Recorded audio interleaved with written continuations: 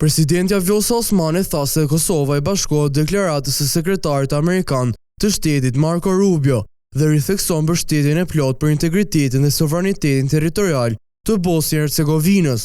Ne gjithashtu dënojmë fuqishëm çdo veprim që minon themeljet e Bosnjë-Hercegovinës, sepse kërcënon paqen dhe stabilitetin që rajoni ynë ka punuar pa lodhshëm për të arritur, përmes sakrificave shumë vjeçare dhe me mbështetjen e palëkundur amerikane, shkroi Osmani në X të dielën. Sekretari amerikan i shtetit Rubio tha të shtunën se veprimet e presidentit të Republikës Serbska, Milorad Dodik, po i minojnë institucionet e Bosnjë-Hercegovinës, si dhe po kërcënojnë sigurinë dhe stabilitetin e saj.